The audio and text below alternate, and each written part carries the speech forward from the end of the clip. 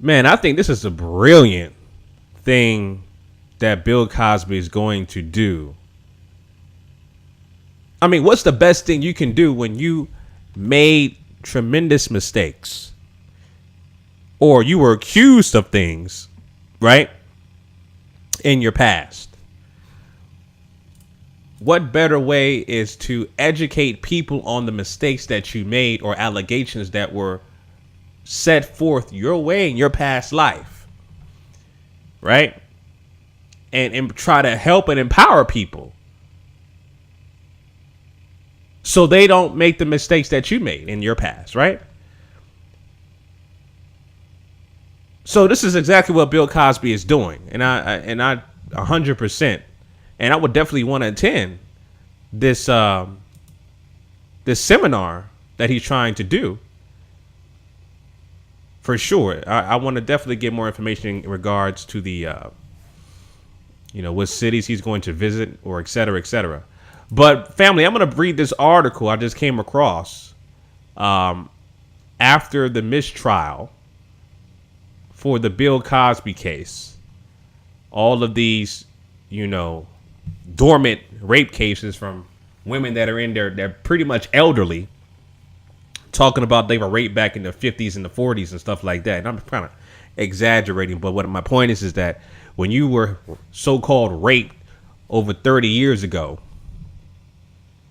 and now you want to make a public outcry, that really diminishes the real rape cases that happen to women, children. And I don't even want to talk about pedophilia. That's just a whole other topic of conversation. But my point is that when you come out 30 some odd years later and say that you were raped by said person, such as Bill Cosby, that diminishes the people who were actually abused and raped, and they come out immediately and state their case, right? You don't, and I understand, there's different aspects and people have different innuendos when they come out, in sexual abuse cases and stuff like that. They come out and speak to a public. I understand how uncomfortable that is. But at the same time, you have to, it's highly questionable to wait 30 some odd years and say you were raped by someone publicly, right? That's a dormant case. I mean, the statute of limitations and stuff like that, that's, again, that's a whole nother topic of conversation. I could talk about this, but I'm going to read this article, family, when I just came across it on my, my Twitter timeline. This article is from NBCWashington.com.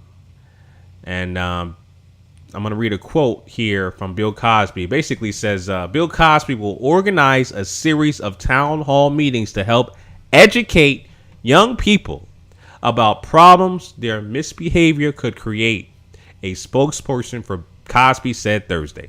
Cosby is eager to get back to work following a deadlocked jury in mistrial in his sexual assault trial.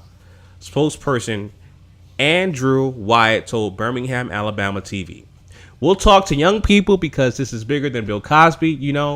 This issue can affect any young person, especially young athletes of today, Wyatt said, and they need to know what they're facing when they're hanging out and partying, when they're doing certain things they shouldn't be doing.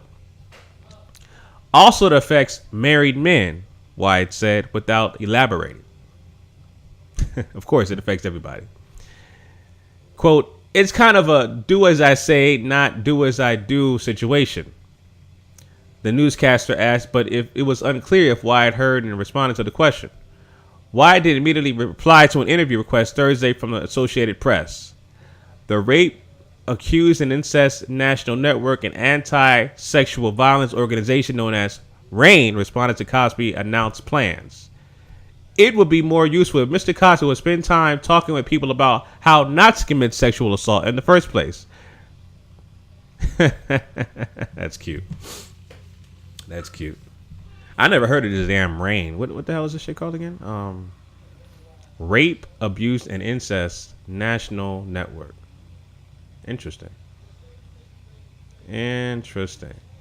So, again, like I said, you got people, you got these elderly women coming out the woodworks 30 years later talk about they was raped, right? You know what I'm saying? That he was drugged. Bill Cosby drugged them and stuff like that. 30 years ago. How do you vividly remember that? Right? That's highly questionable. And we all know, and I've said this before in past videos, we know that there was an ulterior motive to sabotage Bill Cosby's career. The first black man to have enough money to buy a network, and he was turned down. Why? It was simply because he was black. And so they sabotaged this man's legacy, tarnished his reputation. Basically, he's banned from TV. I think I just saw the Cosby Show, like the reruns, for the first time in a while on BET the other day. I was kind of shocked by that. But every other Bill Cosby, his likeness is basically non-existent on TV besides this, this sexual assault case that has been, covered in mainstream media. But they've sabotaged this man's legacy, career, his reputation is forever tarnished. So from my perspective, from my understanding, him educating people how not to do what he did, I think is an excellent move. Excellent move. And this man is in his mid-70s, still, cognitive, still, alert, able to talk. Most people his age are dead and can't even speak and can't even walk upright. I'm hoping that I can reach that age and do the same thing in the mid-70s, right? So I'm 100% with this for Bill Cosby. Let me know what you guys think down below in the comments section. All right, family.